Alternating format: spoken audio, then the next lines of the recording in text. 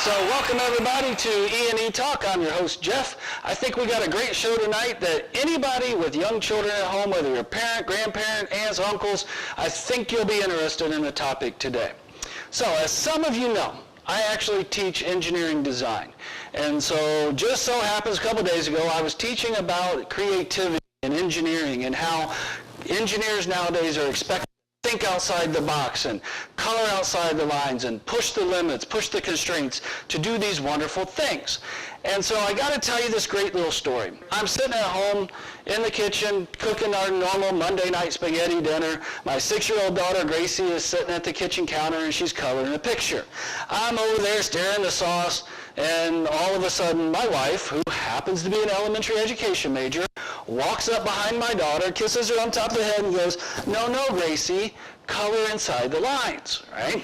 And so here I am that day lecturing about this stuff, and I was very heated when I was lecturing about this and being emphatic with our students. You got to be creative, think outside the box, color outside the lines, and then here's an elementary education major going, no, color inside the lines. I wasn't thinking. I had a slotted spoon full of spaghetti sauce. I turned around and went, "Stop it!" Spaghetti sauce everywhere. It was kind of funny, but yet it made a big mess, right? And so my daughter's looking at me and, okay, you'll have that. And then I kid you not, I turn around, I start doing my thing again, cooking the spaghetti dinner. Not 2 minutes later, another one of our friends comes in who is also an elementary education major and says, no, Gracie, frogs are green, not purple. So again, here we have spaghetti sauce flying everywhere, right? Going, stop it, leave her alone. We want this creativity, we want to foster that. And so it got me to thinking about some other things as well. Recently had the opportunity to read the National Academy of Engineering's 2020 report talking about the future of engineering education and what do we need to do, what are the skills, what are the traits that a future engineer needs to have. And that report specifically talks about practical ingenuity and creativity and all these wonderful traits that are beyond just math and science and the type of skills that we are very focused on at the elementary. So it's important that we foster that creative energy in our children. And another great thing is the ExxonMobil commercials, if you've seen those lately, talking about be an engineer. And so we actually brought the clips in case you haven't seen them. Let's watch them together. Want to change the world? Create things that help people. Design safer cars. Faster computers. Smarter grids and smarter phones. Think up new ways to produce energy. Be an engineer. Solve problems the world needs solved. What are you waiting for? Changing the world? Part of the job description. So it's great seeing companies like ExxonMobil, various other big companies stepping up and really pushing this initiative. And our first guest to the show tonight, we have from Columbia, Juan. Good to see you, Juan. Glad to be here. See you too. It's very nice to be talking about this interesting topic.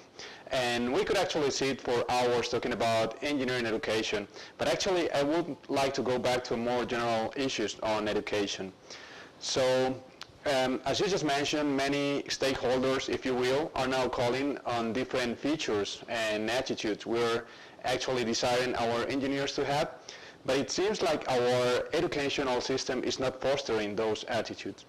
But you know what? That's nothing new. Pink Floyd in 1979 released an album called The Wall. It's kind of a harsh critic on education. It critiques at least several features of education. Well, I would like to show you what Pink Floyd has to say about that. So take a look at the screen. Everybody, the lad he reckons himself a poet. Money gets back. I'm all right, Jack.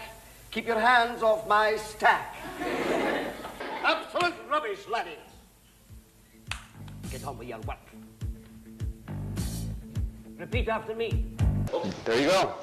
So you were talking also about diversity and letting people develop their own capacities. Pink Floyd also has a point on that. So you will see in this metaphor how they think the kids are actually transforming as they progress in the pipeline, if you will, of the educational system. So let's take a look to this part.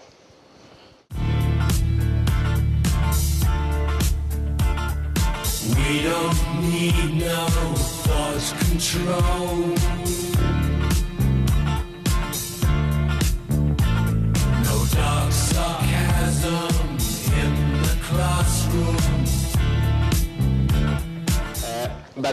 also have something to say about standardization and education. As other people have already pointed out, standardization, it's actually turning education into something very similar to a mass production factory. And you will see that Pink Floyd actually also made a critic on that. I will warn you, these images could be rather crude, and it will maybe harm sensitive audiences, but let's try to take the good point they're trying to convey here.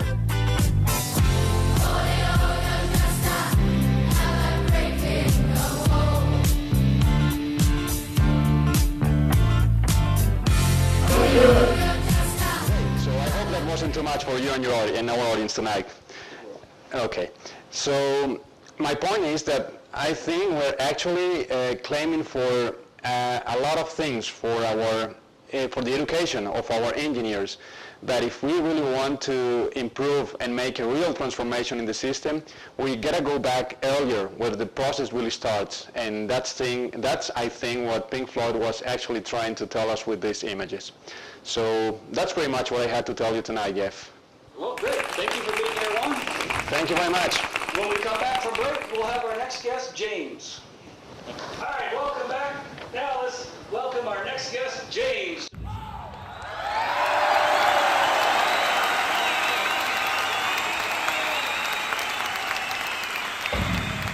So, you're the author of a book. So, can you tell us Really? Phone call? Really? Oh, sorry, Jeff. Hello? Mom? Can you believe this guy? Mom, I'm on the show. No, I told you it was 7, not 8. What are you doing? What channel is this? 24. Channel 24. 24. Okay. You see me? Okay, all right, I'll talk. Sorry about that, Jeff. Yes, carry on, carry on. So, you're the author of a textbook, What It Should Be. Yes. This book is basically it's random happening. I'm up doing my usual weekly TED marathon, and I was watching it, and next thing you know, I just fell asleep. Actually, I didn't know I fell asleep. I didn't realize I was asleep until I woke up. But when I woke up, it was on this clip, actually, that you have, right? You want to show that? We know 3 things about intelligence. 1, it's diverse. We think about the world in all the ways that we experience it. We think visually, we think in sound, we think kinesthetically, we think in abstract terms, we think in movement. Secondly, intelligence is dynamic. If you look at the interactions of a human brain, as we heard yesterday from a number of presentations, intelligence is wonderfully interactive. The brain isn't divided into compartments. And the third thing about intelligence is it's distinct. Yeah, so from that clip, I got this idea for the book. And the book is basically 100 steps to improve engineering education. And you may say, whoa, 100 steps. Yeah, right, but I started with 200. So, I tried to scale it back a little bit. Most people do 99, some do 101. So I felt 100 was the perfect number. But today I just want to talk to you about 3 of those steps, what they really mean for the future of education. One of those, the first step to improve engineering education is creating more collaboration and partnerships with other departments in engineering and outside of engineering. Oftentimes we glean information from different departments, different areas and majors, but we don't also give them anything from our department, from engineering. What would that look like if we collaborated across with the humanities and the art? And not only allow them to inform what we do in engineering, but also inform what they do in their specific departments. The second thing is to make engineering a more welcoming environment, a more engaging educational experience. Oftentimes we talk a lot about diversity and bringing in different people, but we change the recruiting process, but we don't necessarily change the educational process. So we need to create classroom environments, instructional activities that are more welcoming, engaging, and relevant for different types of people. The third step to change in engineering education is to focus on best practices. What does the research say about how people learn and the best way to teach? The information that was talked about in the video about the different intelligences that we have and the way we express that, they can only be accurately engaged through different teaching methods, innovative teaching methods. And so that's it, the 3 steps to improve engineering education. Oh, cool. Well, thank you, sir. You're welcome. You're welcome. Thank you to Juan for his presence tonight as well. Good night.